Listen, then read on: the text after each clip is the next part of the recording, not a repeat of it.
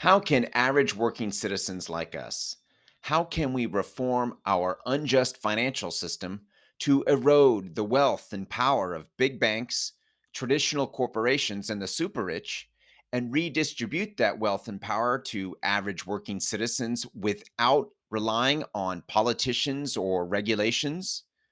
This is the question we ask on the Crowd Effect podcast. I am your host, Paul Lovejoy, activist investment advisor and founder of Stakeholder Enterprise. On our last show, we were talking about how, as a nation, we reacted to the global financial crisis of 2008 with anger and blame, myself included. And because of us reacting with all this anger and blame, we haven't reformed anything. Instead, we are arguing with one another, and really, it's these two powerful wings of our political parties that are really colliding together. And it, once what once was a national debate has devolved into something into the gutter where it's a lot of just petty arguing and insulting. And ultimately, nothing is getting reformed. And the big banks, traditional corporations, and the super rich, it's business as usual. And they're getting richer while the rest of us are staying in the gutter, blaming each other. So, um, we need to react differently.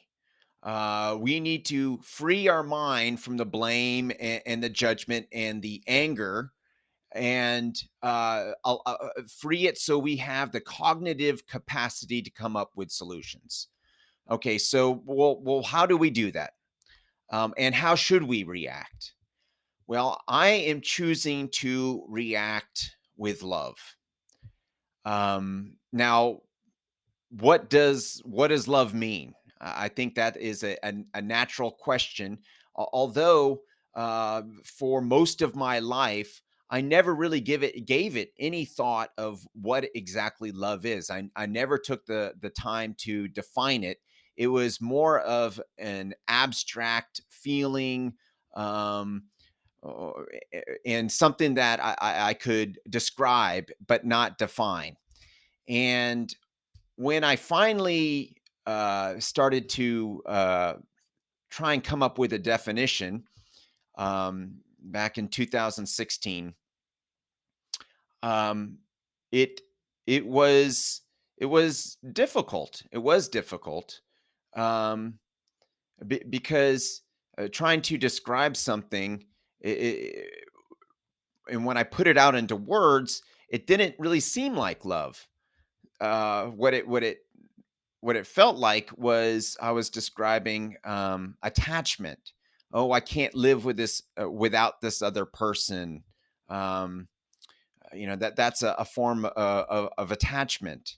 Or love. I thought was, oh well, I will this person. I condone their behavior because I love them, um, and none of that was true. None of that was true. So I had to really go back and step back and define what love is. So I'm going to take some time right here, and I want you to think about how you would define love. So let's put 10 seconds here on the clock, and I want you to think about how you would define love.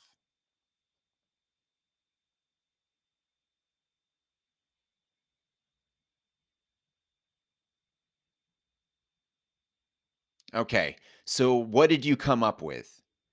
Perhaps you thought of a romantic love. Perhaps you thought of a love for humankind. Perhaps you thought of a love of God. Perhaps you thought of a love of a passion that you have, of an interest. So here that's one of the problems, is that there are different types of loves, and so um, we need to first of all be on the same page when we're talking about love. So what I came up with is that love is layered. And on the very bottom love is a general love for uh, all things living and even things that are inanimate. Um, and how I define that is an unconditional acceptance and unconditional respect. And this is just a general love for all humans, and even this microphone I'm talking to. I accept this microphone for what it is. I respect it. I don't want to damage it. I want to keep it as long as possible. Um, same with a human. I want to accept a human for who they are. Now, I think there's some confusion here because a lot of times when I and this is true for me in the past, when I thought of unconditional acceptance, I thought that it meant that someone shouldn't be held accountable for their behavior and their actions, which isn't true. I can accept someone for who they are and still think and still know that they should be held accountable for their own actions. It's not, you don't have to have you don't have to have both. You could accept someone and um, and still think that they should be held accountable for their actions. And how I was able to wrap my head around this is just by um, understanding that I have no idea what's going on other people's brains. I have no idea about their thoughts. I have no idea about their life experiences, and how they view the world. We all literally have different hardware. We see the world with eyes, our own eyes, and our own brain, and no one else has these eyes or this brain. So how could anyone know what I'm thinking or perceiving the world? And so for me, I have no idea what someone is perceiving in the world. So it's easier for me not to judge them, knowing that I really have even if someone tries to explain, articulate um, their intentions, it's still it doesn't mean that I will have the ability to understand what they're trying to say, or even sometimes I don't have the ability to fully articulate what I'm thinking or my thoughts, because oftentimes I'd have to go through a huge long backstory about life experiences, and even then still it is very challenging. So unconditional acceptance, I choose to accept people for who they are, and without question. Unconditional respect. Now, I used to think that if I respected someone, that meant I condoned their behavior. But that's not true. I could respect someone, show them respect, and not condone what they're doing. Um, I don't condone people who are living on tents in the streets here in Honolulu or anywhere really around the world. I don't condone that behavior. I don't condone that the majority of them are drug addicts. I don't condone any of them, that behavior, but I do respect them because I have no idea of their life experiences that led up to them living on the streets in a tent. I have no idea. And by showing just basic general acceptance and respect is a human dignity that we all deserve. And this is important. Okay, so that's the big one. That's the big layer of general love for all humankind, even inanimate things. I think it's important to express love to. So on our next level is what I call a tribal love. This is, people in your community where you live. There, what elevates this love is a shared experience. So it doesn't even have to be where you live. It could be perhaps a profession that you're in. So my wife, she is a physician, and anytime there's a news story about a tragedy happening to a physician, it really affects her. So just recently, there was this ER doctor that was hit by a car on purpose, and then the guy got out of the car and stabbed the guy. Crazy, and it really affected her because there is this shared experience that she has of being a physician, and that's that tribal love, that is that next layer. So the layer on top of that is friends and family, and the friends and family is an intimate type of love, because not only do you have the unconditional acceptance, unconditional respect, this shared experiences, but also there is a deep admiration, because there's a deeper level of shared experiences, and you get to see, um, these how your friends have grown, and perhaps there's something you really admire about them as well. I mean, not perhaps, you do. I mean, that's that next layer, this next layer of love. um After that, the next layer is this love that we have with our close family. Not all of us have this. Some of us may, well, many of us don't have any love, but it's possible to have a close family member where you really only have this general love for. You may not share any experience. Well, you do share experience, but you perhaps you don't admire um, their behavior, and that's something that's fine. That's what I was talking about earlier. You don't admire their behavior, but this next familiar love, uh, it it's because you have seen, let's say it's your child or a parent, and you've seen them overcoming challenges and adversity. And so not only is there this deep admiration, but there's also a deep understanding that's going on as well, because you've seen it firsthand. And so it intensifies that love. And then on the very top is an intimate romantic love, and this is uh, general. You accept them, respect them unconditionally, shared experiences, deep admiration, deep understanding, and on top of that, you have a deep attraction, and a hopefully you have a passionate, uh, a passionate desire for affection as well. um, and I think the most important thing in this romantic intimate love is the willingness, uh, you have to put in effort to not only maintain the relationship, but to make it grow. And I think that's the what really separates a true intimate romantic relationship. What makes it special is that effort.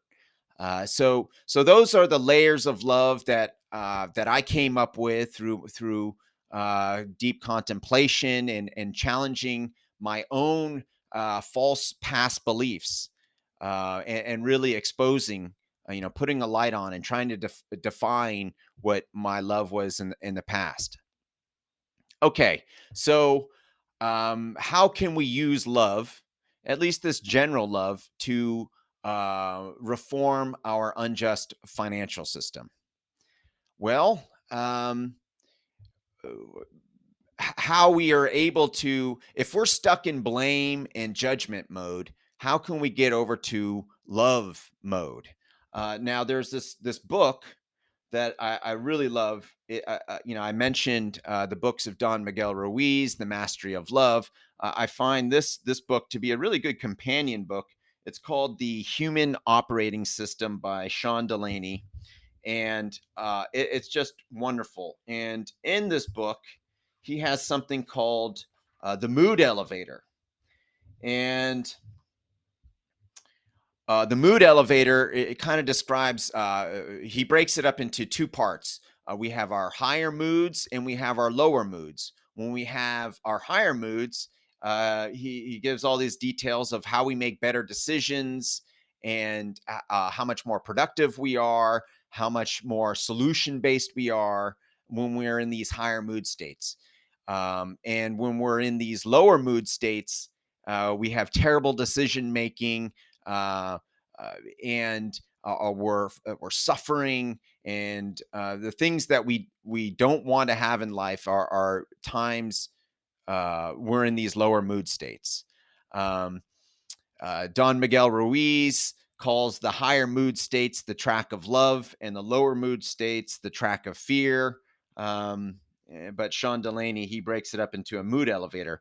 And it's interesting, right in the middle of the mood elevator is curiosity. So let's take a look at the lower mood states. On the very bottom, he has depressed. Then it's up from that is judgmental, then defensive, then anxious, then irritated, then frustrated, and then you reach the middle point at curious. From curious, you can go to understanding, appreciative, optimistic, creative, wise, and at the very top is grateful, having a grateful mindset. And so if you're full of blame and anger, you're full of blame and anger, blaming, a political group, or you're blaming corporations, big banks, super rich, um, blaming the media, whatever you're blaming, you're in a low mood state. You're angry, you're judgmental, you're frustrated, irritated, all those things. Sometimes you even get depressed by seeing how horrible things are. You're like, ah. So how do we get out? Well, curiosity seems to be the key. Just simply being curious. Okay, well, why do we have an unjust financial system? So if you're stuck in this blame state, you can ask why without. And the key thing is a lot of times when you ask why, it's easy to go right back down into the blame state. Okay, so why do we have an unjust financial system? Uh, why is the big banks? Why are traditional corporations? Why the super rich? Why do they have advantages that I don't have? So when we're curious, then we can really break it down and see the solutions. Well, big banks they have they choose who gets loans and who don't and who doesn't. And general the general public, well, before 2015, they couldn't choose who had loans and who didn't. It was all private market, and you couldn't do that on a massive scale. You had to be a private lender, which was private market. Um, why are big banks funding exploitive companies? Well, again, they have a private market, um, and that's where I was stuck. Traditional corporations, how do they have all how do they have all this power? Well, they have the power. They the people who have the power are the people that started these corporations and invested in them in the ground floor. That's how they created them. That's how they designed them to maximize profit, and this was at the ground floor. And to get into the ground floor, you have to be what? Well, you had to be in the private market. Well, who gets to be in the private market? Well, institutional and accredited investors. If you don't have $1 million cash in the bank, then you're not an accredited investor. If you didn't make $200,000 a year for the last 2 years as an individual, or $300,000 a year for the last 2 years, um, as a married couple, then you're not an accredited investor. So uh, the private market, but as of 2015, um, there is now access to the private market via crowdfunding. Um, and so when we switch this to curiosity, um, then we can kind of, oh well, this is the reason why. There's other reasons why. Well, there is, politicians getting paid off, corruption, but there's lobbyists.